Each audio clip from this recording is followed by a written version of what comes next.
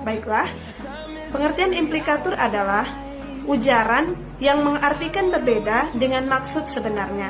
Diartikan di sini bahwa si pembaca tidak mengartikan atau tidak menyebutkan secara langsung maksud yang sebenarnya ingin ia sampaikan di dalam kalimat yang ia bicarakan.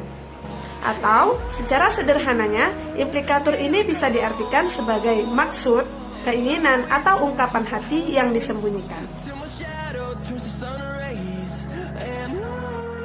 Baiklah, adapun fungsi dari penggunaan implikatur di dalam berbahasa, menurut beberapa pertimbangan, yang pertama ialah untuk memperhalus bahasa, yang kedua untuk menjaga etika kesopanan, yang ketiga untuk menyindir secara halus, dan yang terakhir untuk menjaga perasaan seseorang agar tidak tersinggung secara langsung.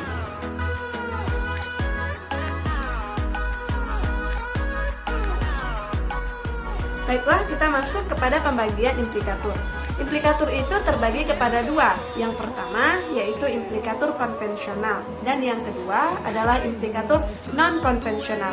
Implikatur non-konvensional ini biasa juga disebut dengan implikatur percakapan. Nah, apa sih yang dimaksud dengan implikatur konvensional?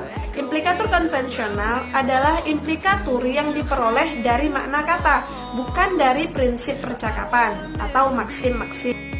Sedangkan yang dimaksud dengan implikator percakapan adalah makna dan pemahaman terhadap hal yang dimaksud tergantung dengan konteks terjadinya percakapan.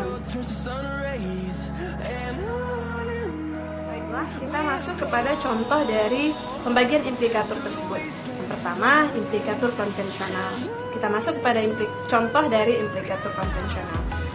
Di rumah kawan-kawan semua pasti sering kedatangan tamu.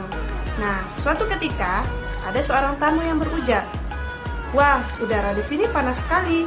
Nah, di situ makna-makna tersebut dapat diimplikasikan sebagai berikut. Ada beberapa makna yang bisa diimplikasikan, atau ada makna tersembunyi yang sebenarnya ingin disampaikan oleh si penutur itu.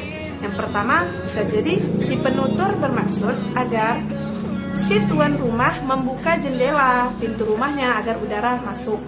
Yang kedua, bisa jadi si penutur ini ingin agar tuan rumah mengajaknya mengobrol di luar saja di teras rumah.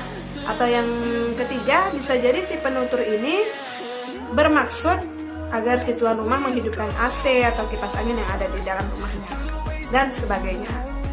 Baiklah, adapun contoh lain dari implikator konvensional ini, ketika seseorang berujar keluar. Nah, di situ ada beberapa makna yang sebenarnya diimplikasikan oleh penutur ini. Bisa jadi kata keluar ini ditujukan hanya sebagai informasi saja bahwa tidak ada orang yang di dalam ruangan, atau kata keluar ini untuk mengusir seseorang. Nah, di sini bisa diketahui hanya dengan melihat konteksnya. Baiklah, adapun contoh dari implikator non-konvensional atau implikator percakapan. Contohnya ada dua orang yang sedang berbicara atau sedang ngobrol, dan si A berbicara. Si A berujar, "Sore ini udaranya panas sekali. Apakah kamu tidak berkeringat? Apakah kamu tidak kegerahan?" Nah, si B menjawab, "Tidak, aku sudah mandi dari tadi." Nah, jawaban dari si B ini secara literal mungkin memang tidak mempunyai sangkut paut dengan pertanyaan dari si A. Karena kan si A bertanya, "Apakah kamu tidak kegerahan? Udara sore ini panas sekali." Nah, sedangkan dia menjawab, "Tidak, aku sudah mandi dari tadi." Nah, dilihat secara literal memang tidak memiliki sangkut paut. Akan tetapi si B ini sudah mempunyai anggapan bahwa memang yang dimaksudnya ini adalah udara memang sedang panas. Ataupun si B ini mempunyai maksud atau mengimplikasikan makna, dia ingin menyindir si kawannya tadi bahwa dia belum mandi gitu, makanya dia terasa panas. Baiklah, dalam tuturan implikatif antara penutur dan lawan tutur itu harus memiliki pengalaman yang sama dalam suatu konteks. Jika tidak, antara penutur dan lawan tutur ini bisa terjadi kesalahpahaman.